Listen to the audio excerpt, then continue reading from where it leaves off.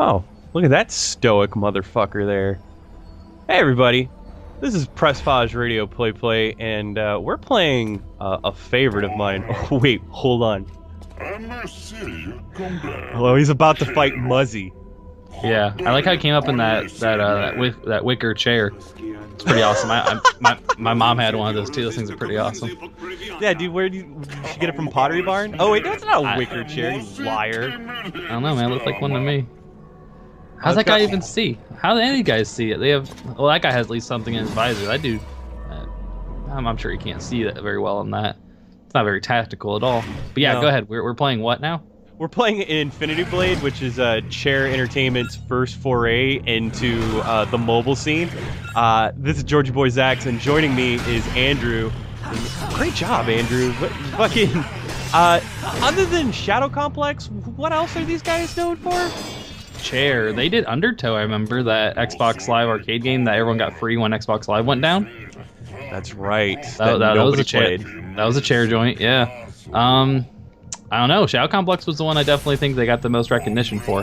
And then, of course, these series of games, which I own all three. Have not played a whole lot of them, but I'm waiting to eventually get the arcade cabinet. Ooh, Yikes. yeah. Right through.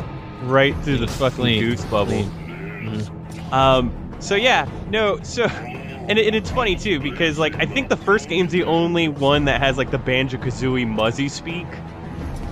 Like seriously, like, and a tribute to the relevance of like Brian Altano and Max Scoville, but like the moment I hear like these dudes fucking talking, I just immediately want to go like bonjour. So, I think this game has an ulterior motive. I think they made this game just so they could try to invest in the letter opener industry with all these different swords and variations of swords that you can get. yeah, I absolutely agree. Well, It just looks like something you would find in a Bud K catalog. I don't know. I just some are pretty ridiculous, man. yeah, some of they look like the little cherry swords that you'd get at your local fucking casino, like fucking cash and grab. Like, I just want to find this in a gin and tonic or in a Sky Mall. I don't know. Umbrella. Oh man, it's too soon, man. It's too soon. Yeah, that was too soon. I'm sorry. Sky Anyway. Mall, man. I'm gonna miss Sky Mall. The most ridiculous. Wait, so is ever. Sky Mall gone? I don't know if they're gone. I just know they're going bankrupt. It's never a good sign. Yeah.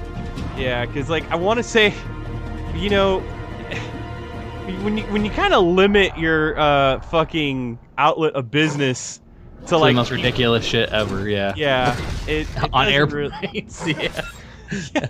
I guess in theory that business model doesn't sound very well thought out. But it worked. It worked for like the last For a 20 long time. years, and then True. so Yeah. let's talk a little bit about the game for a second, since you know we're Yeah, well, doing this. I just think that print really is dead when Sky Mall can't exist anymore. It's pretty bad. No, yeah, but no, the game. Yeah. Yeah, so Furnace Face right here with the fucking like steer horns. Infinity Blade is what I'd like to call, I don't know, it's the bastard dumpster child of Punch Out and essentially an endless RPG. Because I don't know, like I'm not too familiar with like the lore on Infinity Blade, but like have you ever met anybody that's actually beaten it, that's actually taken out the fucking god at the end?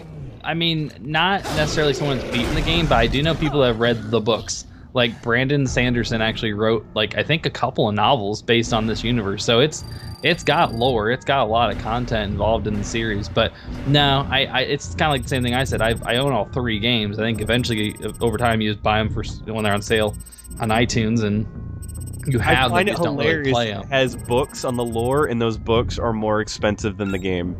That's very true. That's very true. Yeah. Yeah, I find that actually ridiculous now that you think about it. I'm playing this. I loved how you could actually look around and find stuff. Like there's always like that random like little money bag hiding somewhere that you didn't see, like right there. Like just I think it's crazy. Like I don't know. Just it's kind of like a I Spy game mixed with Punch Out, mixed with. This is before even like Angry Birds. Like before like people got crazy with like touch controlled games. This is kind of one of the first really big ones. At least it had like the depth and it had like the production value of a actually really good game. Like you hadn't seen stuff like this on mobile devices before, you know? No, and like, you know, it's funny that you call I like it reminds me of like a point and click punch out. Like these points I'm directing where I want to go and what I'm doing, and then from that point I essentially go ahead and like even then there are fights that you can completely miss and ignore in the game. Yeah. So Just depending on how you go through and traverse. Yeah. It's I played quite a bit of this game though, I think, when it first came out. But did you ever play it on anything other than the iPad? Like, have you ever played it on like an iPod or iPhone? Because I can't imagine that'd be too easy to control. it's actually I prefer playing it on my iPhone 5. To be honest, like the screen I think is just the perfect size. Like I think when you play it on anything bulkier like this or the 6, even the 6, I think would be way too bulky.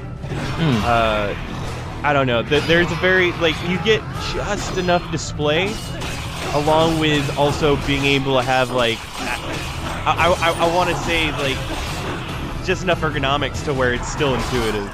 Because I don't know, it is weird, even though it's very simple and it only commands like swipes or taps. They're all very accurate or very fast-paced taps and swipes. I guess you're right. I guess you gotta keep it a little bit tighter on a smaller screen. If it's too big of a screen, it's you kind of are just flailing around. You know what I mean? Yeah, like we're currently playing this on an iPad, so that way we can get the best fidelity and best visuals that are currently available to demonstrate. But even then, there are a lot of moments where, because you have more real estate on the screen, that you have to be way more accurate. Like, I don't want to say that you could be lazy, but if during those crucial moments, you've noticed, if you haven't already, within some of the fights that I've undergone, that instead of dodging, I'll choose to do a parry, which is something that, like, I feel like expanded the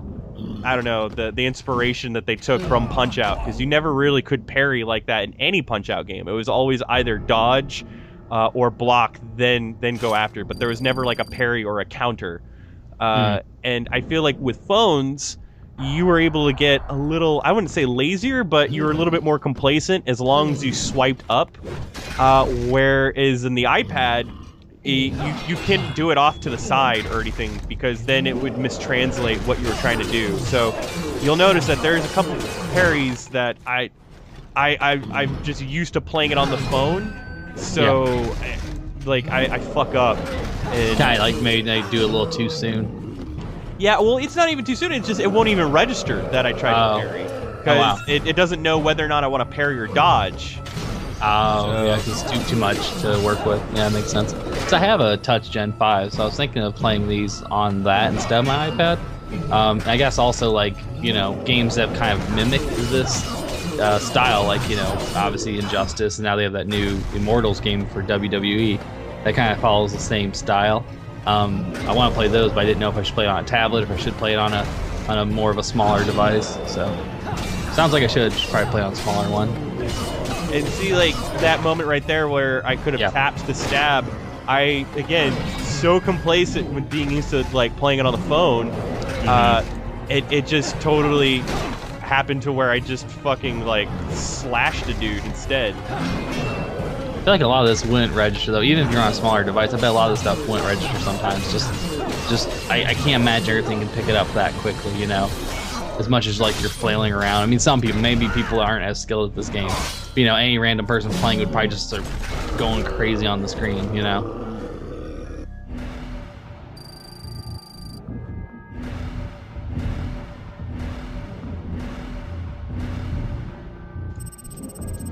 All that money, that damage, that sword is not intimidating at all. The sword you have right now is exactly that drink little spear that you put the olive on. Yeah, I love how the hilt, it's a big sword though. It's an awkwardly big sword. Yeah, he doesn't seem like he should be able to handle that sword as well as he is. He's kind of just like barely grasping at it. Like he's holding it like he would hold a pencil if he was writing something. Like it's one of those giant cedar point pencils. Looks like what he's holding. Cedar point pencils. And then this guy shows up. Yeah, this guy is just fucking awkward looking, because he totally reminds me of like the Red Triangle Circus from fucking Tim Burton's Batman Returns. Yeah. I don't know. Which is funny. It's so funny how like that like had nothing to do with Batman, but Tim Burton threw that in, and yet Had to, man, just had to look cool.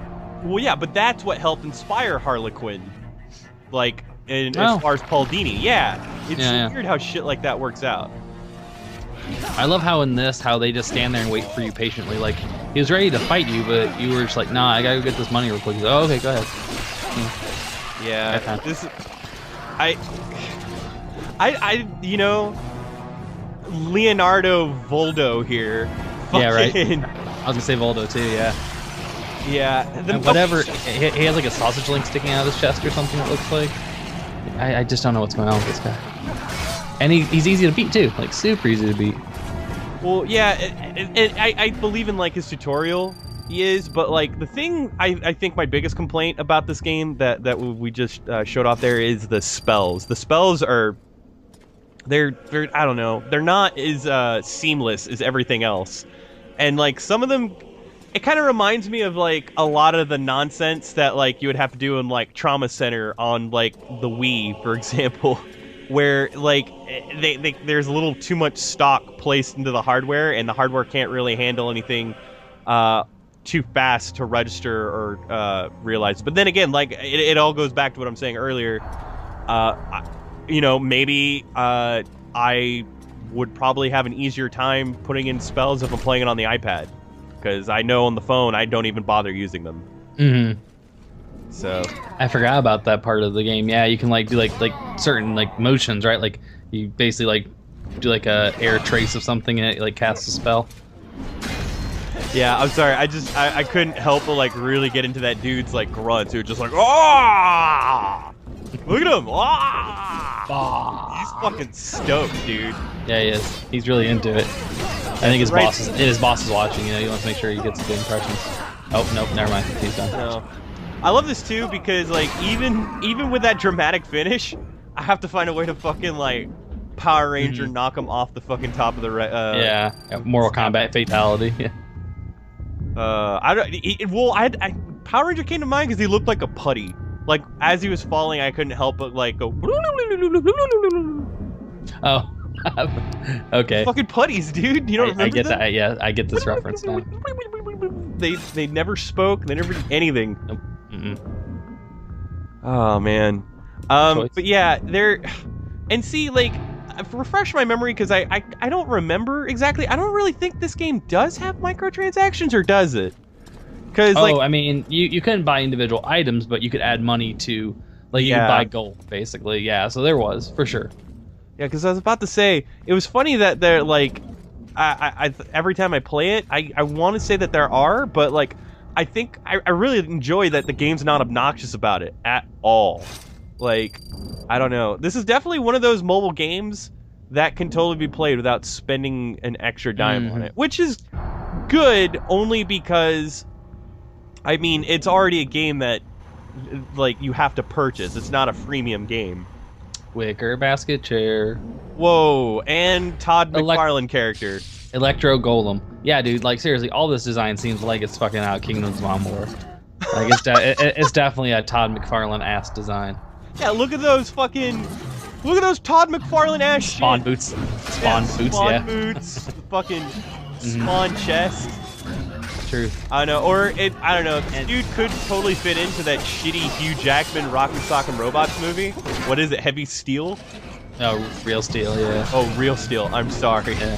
I know. You get the really bad cliche title names. Or title names? Whatever.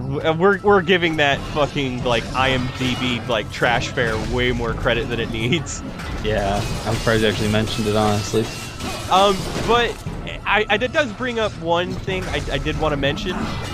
In your personal experience, what did you think? Like, to me, I thought the bigger, like, golem-like characters were always the easiest to fight. Oh yeah, because you can read it way better. Like their attacks, they're so huge, and you see them coming from a mile away. Yeah, absolutely. Yeah. They took longer, but they're always the easiest. Like, I mean, obviously, if you're not quick enough to catch it, they're powerful, so you will get hurt, I think, more with their attacks. But you should be able to tell it. I mean, they telegraph every attack, so you should be able to read it. As opposed to a faster, smaller character that can maybe do a little more damage. You know, because they're quicker and they can hit you more times. Yeah, I will say that even though they telegraph their movements and their intentions more, it still becomes like a situation to where, like, even one fuck, like right there, you notice that I fucked up that parry. Had I taken one more to the dome, like, yeah, he had you reeling. Yeah, but you know, even then, we're going through the very first stages, and see, I think this game's very deceptive. Is it reels you in and gives you this sense of empowerment, but I would like to say that around. I would say year 5 or year 6. That's when you've already done like 6 cycles of generations. That's when like the game like just really knocks you on your ass. And even then, that's one thing I did find a little frustrating right here is you know, you have this big castle and you have these alternate paths. So of course, naturally, you want to investigate, you want to explore. You know, at every fucking turn, when you're not moving around and exploring something, oh god, you're in a fight. And see, that's where the Godblade fits in. So I wanted to show that just because I don't remember if that's when you officially beat the game. Because I want to say that even after you beat the fucking like the big dude, I'm sure that's not the end. Oh yeah, I'm sure of that. Oh man, but it's so crazy because he's already a dude who kind of like fucks your shit up pretty hard from the get-go. So I don't know. So here's my question to you as well. Because this game demands a lot of investment, and you know, after you get through the first couple of cycles, I mean, you've seen the whole game. When does it get repetitive to you? I don't know. I mean, I feel like when I played it, it was always kind of repetitive because it's following a same formula for each fight. It's just maybe different strategies, but it's always kind of the same fight. I guess the only thing that kind of kept me playing more of it was the fact that you did unlock new stuff. Like, you always knew you were this close to getting that new weapon or that new piece of gear, and the customization, I think, is what really kept me playing more of it. It wasn't necessarily the progression, it was just getting cooler stuff. You know, I have that, you know, when I play games, I want to have some kind of tangible reward for things I do. I want it to look cool. I want to have, you know, like cool looking gear. So that's what really kept me playing more of it. But I always kind of thought the gameplay was kind of similar each time. But I don't know, I guess it's a mobile game, you know, so I kind of almost forgive it for being a little repetitive, because I think that's what kind of mobile gaming's supposed to be. You know, it's supposed to be played in like very bite-sized chunks, you know, so it doesn't feel repetitive because you're not playing it for long periods of time. You know, I would play a couple of fights like this, progress a little bit, you know, do a quick save or whatever it does, and then I you know, quit the app. You know, so I never really let it get repetitive because I just didn't play a whole lot of it. Holy shit! This guy, I'm sorry. man, yeah, Yeah. like man. I had no idea that we'd be fighting, like, fucking this nightmare-fueled Stay Puft Marshmallow Man. And the fucking the guy from the Austin Powers movies. I don't know. Yeah, I can't remember what the guy's Bastard? name is. Yeah, Fat Bastard. Okay, yeah. I was like, I don't know why I can't remember that name. It's so obvious. The thing that kind of fucks with me the most, that makes him like super Silent Hill ass fucking creepy, is he's got like a C-section thing going on. Like the thing gave birth at some point, or I don't know. The fuck was cut into it? And he's got like the starfish helmet on. Yeah, I'm not. Yeah, and I don't know. And yet, I could totally picture running into something like this at my local Walmart. Oh yeah. Yeah, absolutely. With the sword and everything. Yeah, absolutely. Oh god, ew, gross. Just right in the brown eye. Like, yeah. Ow. Ugh. Just like the moment the camera like panned closer to him, I'm just like, ew, no. Yeah. Stop. Like you see him come down, and you're like, oh no. I don't like this. Like, dude, what's Kill him that? quick. So, and again, I think to me it gets a little bit more repetitive only because like I feel like the pace totally slows down with what you're able to do. The further you go on, and it's more failure in fighting. So I don't know if they did that just to I guess inflate the content, or if it was like a cheapy means of trying to I don't know, engineer or coax players into buying more shit. But yeah, so like I was able to get the dinero that I needed, just barely. And it's almost like at one point, I think that's another thing too. At one point, are you fucking bad enough to like take out that dude? Because like it's weird. Yeah. Yeah. I want to say that you always feel like you kind of stand a chance against him, But then ultimately you never do. No, because like I remember playing it. I was like, oh shit, I'm fighting him again. I was like, why am I here so soon? Like this is the end of the game. And then you quickly realize, oh nope, never mind. Like I'm not even close to doing this yet. Yeah, it doesn't really lead on. Like at the very beginning, it's just like I'll avenge you, but you don't realize that like at some point, like what I want to know is like just how much procreation goes forth. Like that's just such a fucking doomed bloodline that you have to like. I can only imagine just like the process alone of like finding and breeding the next generation to like send them off to die in this fucking castle. It's a good stab. It was. Oh, but caught him at the front, like it. Yeah. And oh man, see this fucking these parry breaks. Oh, ooh, right in the culo. Mm-hmm. Yep. Talking about telegraphing stuff. The Kakashi special right there. Yeah, and I kind of want to touch on the second and third game. The second and third game kind of fixes a lot of the repetition, and I think my favorite addition is that dude's rocking you, man. Yeah, he is. Is they actually like give you more, I don't know, more of the narrative, and they give you something more to like actually be interested in. And don't they like in 2 or 3 have like it's not co-op, is there? Just like a second character or something like that? Yeah, there's a lot like it doesn't rely so much on the punch out foundations. More is it like actually gives you, I don't know, it gives you kind of impetus to fucking go around and explore. This is probably my favorite. He is so chilled, like Dracula ass, like, you know, I'm having my fucking blood martini, but go ahead, dude, take my shit. It's hey man, yours. that's cool. Yeah, you're gonna come back again. Yeah, I'll still be here, lounging the fuck out. He is pretty dope though, isn't he? He is. He's crashing the fuck out, sipping on his blood martini, fucking getting ready to just fuck shit up. Yeah, so even then, like, you know, he's not like instantly killing you, so you kind of feel like you have a bit of a chance. You just can't block anything. And then look how much fucking damage you do. Oh, nope, 0. Oh wait, no, I guess you did do some damage. I didn't even notice because the bar's so huge. Like, if I kept this dodge game up, I think I'd be legit. But like, but even then, you're just not fast enough. Nope. So, oh, dude, and taking another one right in the fucking bubble goose. Oh. Try again. And see, here's the thing that I don't remember. Does he get stronger from that happening? I don't think he does. I would certainly hope not, because I'm sure I'd probably die multiple times. Because it doesn't give you a whole lot of chances to branch off. I mean, there are some opportunities to branch off, but you kind of go the same, you know, amount of time before you go up and fight him again, right? Yeah. Yeah, so I mean, it feels like you couldn't, like, I guess you could grind. I guess you could keep on fighting the same like locations over and over. Tedious. Oh yeah, it would. Yeah. Well, anyway, yeah, that was Infinity Blade. It's like $6. Totally, I think it's worth it, just as long as like you're cool with what you saw, because that's the whole fucking game, right? That's it. Yeah, that is it.